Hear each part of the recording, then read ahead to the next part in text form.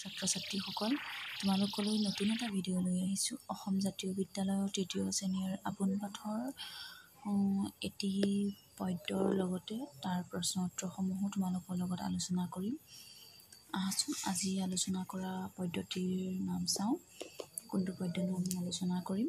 ইয়াৰ আগৰ ভিডিঅ'সমূহত ইয়াৰ আগৰ পাঠকেইটা দিয়া হৈছে। যদিহে তোমালোকে চোৱা নাই চাই ল'বা। ভাল লাগিলে লাইক শ্বেয়াৰ কমেণ্ট কৰিবলৈ পাহৰি নাযাবা আৰু মোৰ চেনেলটোৰ লগতে ছাবস্ক্ৰাইব কৰি থ'বা। আজি তোমালোকৰ লগত আলোচনা কৰিম 5 নম্বৰৰ পদ্যটি। 5 নম্বৰত থকা তোমাৰ মাহবোৰৰ গীত এই পদ্যটি। আহাচোন মাহবোৰৰ গীত। দুবৰীয়াৰো নিহালি। বহাগ মাহত গছৰ ডালত ফুলে কপৌ ফুল, জেঠমহীয়া ৰ'দৰ তাপত শৰীৰ ব্যাকুল। আহাৰ মাহত বাৰীত পকে আম কঁঠাল জাম, শাওণমহীয়া বৰষুণত সাধু শুনাই কাম। ভাদ মাহত মহাপুৰুষ দুয়োজনাৰ তিথি, আহিন মাহত দুবৰি বন হিমত থাকে তিতি। কাতি মাহত আকাশবন্তি লগাই শাৰী শাৰী, আঘোণ মাহত সোণালী ধান থাকে পথাৰ ভৰি। পুহমহীয়া জাৰত কপি নিহালিখন লওঁ, মাঘ যে আমাৰ ভোগালী মাহ বিহুৰ পিঠা খাওঁ। ফাগুন আহে পলাশ ফুলে পছুৱা বতাহ বয়, চ'তৰ শেষত নতুন বছৰ আদৰি ল'বৰ হয়। এইটো পদ্য তোমালোকে ধুনীয়াকৈ মুখস্থ কৰি ল'বা। ইয়াত কেইটামান শব্দৰ অৰ্থও দিয়া হৈ আছে, তোমালোকে জানিবলৈ চেষ্টা কৰিবা। তেতিয়া তোমালোকে পদ্যটোৰ বুজি পাবলৈ সহজ হ'ব। আৰু তোমালোকে লগতে প্ৰশ্ন উত্তৰসমূহনো কিনো আছে তাকে চাওঁ আহাচোন। তোমালোকে পদ্যটো মনত ৰাখিবলৈ যত্ন কৰিবা, যিহেতু পদ্যটো তোমালোকৰ পৰীক্ষাত লিখিবলৈ আহিব, মুখস্থ লিখিবলৈ আহিব। আৰু এনেও পদ্যসমূহ সম্পূৰ্ণ জানিব লাগে, কিন্তু পৰীক্ষাত সম্পূৰ্ণ নাহে। 8 শাৰীমান লিখিবলৈ আহে বা কেতিয়াবা খালী ঠাইও আহে।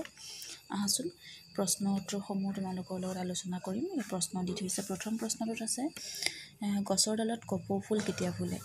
এতিয়া চোৱাচোন, বহাগ মাহত গছৰ ডালত কপৌ ফুল ফুলে। খটোত সুধিছে জেঠ মাহত ৰ'দৰ তাপত শৰীৰৰ অৱস্থা কেনেকুৱা হয়। জেঠ মাহত ৰ'দৰ তাপত শৰীৰৰ অৱস্থা ব্যাকুল হয়। আম কঁঠাল জাম কেতিয়া পকে। আহাৰ মাহত আম কঁঠাল জাম পকে। মহাপুৰুষ দুজনাৰ তিথি কোন মাহত হয়। মহাপুৰুষ দুয়োজনাৰ তিথি ভাদ মাহত হয়। আৰু তোমালোকে জানাই মহাপুৰুষ দুয়োজনাৰ তিথি আমি ভাদ মাহতেই পালন কৰোঁ, হয়নে, পাতোঁ। মহাপুৰুষ দুজনা কোন কোন আছিলে। শংকৰদেৱ আৰু মাধৱদেৱ। আঘোণ মাহত পথাৰ কিহেৰে ভৰি পৰে। আঘোণ মাহত সোণালী ধানেৰে পথাৰ ভৰি পৰে।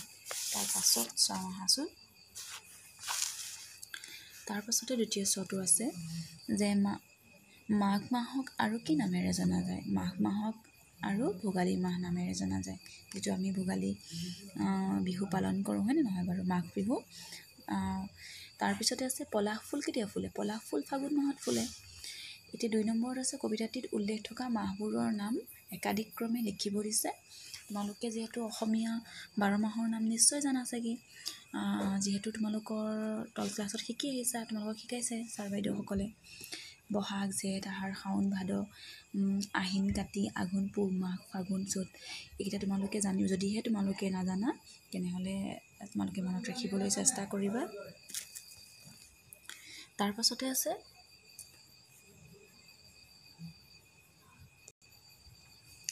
3 নম্বৰ বাক্য ৰচনা কৰা। মহাপুৰুষ লগাই পেলাই বাক্য কৰিব দিছে। বাক্য ৰচনা। মহাপুৰুষ দুয়োজনাৰ তিথি ভাদ মাহত পতা হয়। তাৰপিছত সোণালী। আঘোণ মাহত সোণালী ধানেৰে পথাৰ ভৰি থাকে। নিহালি। আমি নিহালিখন পুহমহীয়া জাৰত গাঁত লওঁ। তাৰপিছত আছে পছুৱা। ফাগুন মাহত পছুৱা বতাহ বয়। ভোগালী। মাঘ মাহক ভোগালী নামেৰে জনা যায়। মই তোমালোকক অকণমান আইডিয়াহে দি দিছোঁ বাক্য ৰচনাবোৰৰ, তোমালোকে নিজৰ মতেও লিখিব পাৰিবা।